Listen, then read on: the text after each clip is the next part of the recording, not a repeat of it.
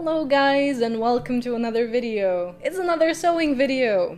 Who saw that coming? So as you can see from the title and from what I'm wearing, I will talk a little bit about chemise à la reine today, which is this style of dress popularized by none other than Marie Antoinette. I'm gonna talk a little bit about the dress and then I'm gonna show you how I made mine, which I'm wearing right now.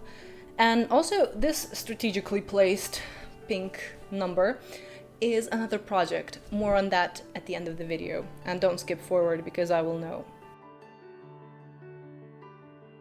So, chemise à la reine literally means undergarment of the queen.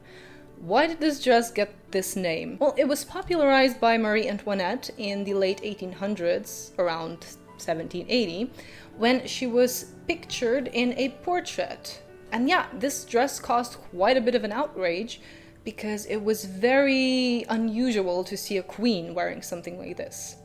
A chemise at that time was a typical undergarment. It was like a shift, which is why it's also known as chemise or shift. You would wear that under your stays, under the corset, if you will.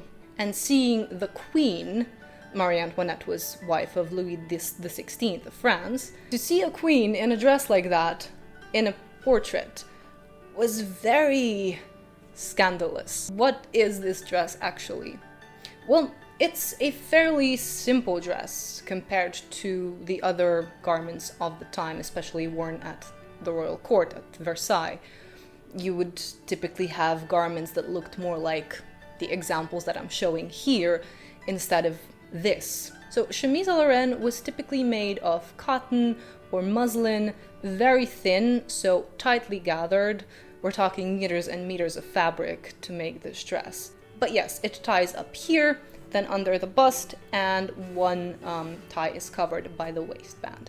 And you would typically wear it with a colorful waistband because the dress was usually in white. So you can imagine it was perfect for frolicking around in the summertime, in the springtime. Marie Antoinette was actually gifted Le Petit Trianon, which is a chateau. It's small compared to Versailles, but still it's a chateau. Not everyone gets a chateau just gifted to them by their husband. Le Petit Trianon was her retreat. This is where she would go to remove herself from the strict court life at Versailles, because Versailles could be quite regal, very formal, and Le Petit Trianon was her escape, basically. She would go there and, spend her summers there, away from all the courtiers, just, surrounded by her close friends, by her children, and it was a very idyllic kind of life.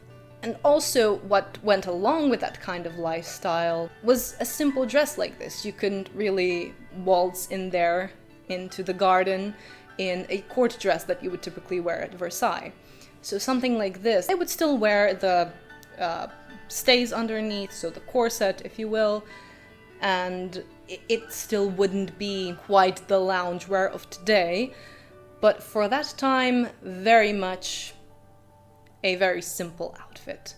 And the dress actually symbolized to the people, they saw it as the queen's rebellion, kind of against the social norms, against what was typical at the time at the court. Funnily enough, because the dress was made of muslin or made from cotton, the silk industry in France at the time also was at a tremendous loss because of how popular this dress became, and everyone wanted this type of dress. No one wanted silk dresses anymore.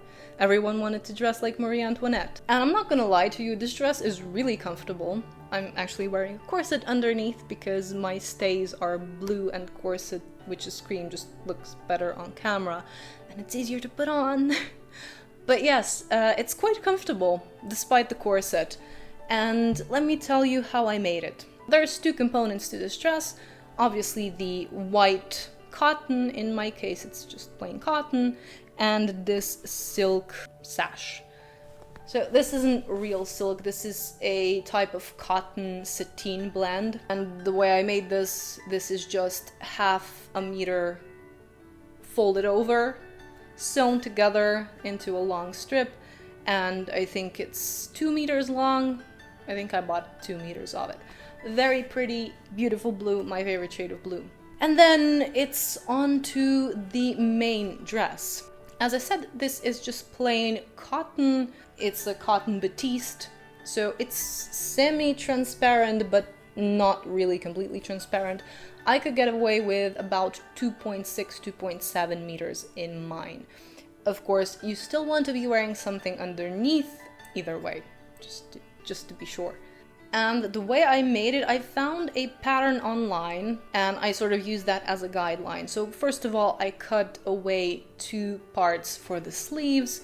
These are 40 times 50, I believe, and I cut them at a little bit of an angle so that they are a little bit longer here at the back and shorter at the front.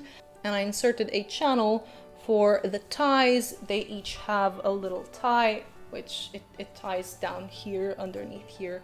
These are just, I don't really adjust these. These are just here so that it gives them a little bit of a shape. And then I continued with the main part of the dress. So I measured from my ankles to my waist because that's how long I wanted the dress to be. And I put 1 channel at that spot. I sewed it down in a straight line. And for the second channel, which goes under the bust, I measured from my waist to under my bust and put the second channel there. So that was pretty straightforward. And then this one was a little bit more complicated. I cut a little bit of a curve so that it goes down here and that it attaches to the straps up here. So it curves upwards a little bit. Could be neater. You can kind of fix that and adjust that before you put the straps on. And the last step are pretty much the straps, and you also have to gather it in the back a little bit. And the dress, so it ties up here, here, and here. The sash goes over in the end, or not. You can also wear it without the sash, but it just looks so much nicer with the sash, I think. And yeah, I didn't even bother hemming it because it's cut on a bias, and ain't nobody got time for that.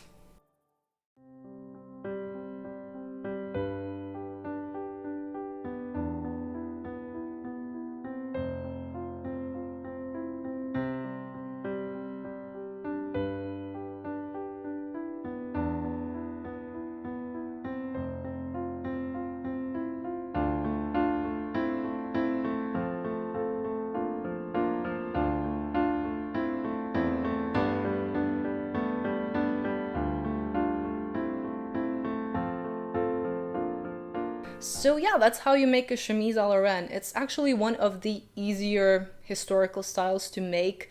Depending on the fabric you choose, you don't need a lot of it, or you can go for a very affordable type of fabric and play around with the sash and choose whatever color you like. You could even add colorful ties here or here. You could make the dress shorter, you can play around with the sleeves, you could even make it strapless. Just so many options, and it's so much more elegant, I think, than a lot of the dresses that you find online today. That's a whole other rant, you know, the shapeless modern dresses that exist today. But yes, now for the conclusion, let me just quickly tell you about this beauty. Okay, so this is a future project. I'm making a replica of a museum dress. It's from the Metropolitan Museum, from the Met. And you can kind of see it's got a very nice ruffle at the, not really at the hem, but that's kind of one of its trademarks. This is coming at some future point in case you're interested. But yes, I'm aware that I have a bunch of videos still planned or half scripted. I'm working on them. They'll be out when they're out. And yeah, thank you for watching this video. I hope you like the chemise à la Reine. And I will see you soon in another video. Take care.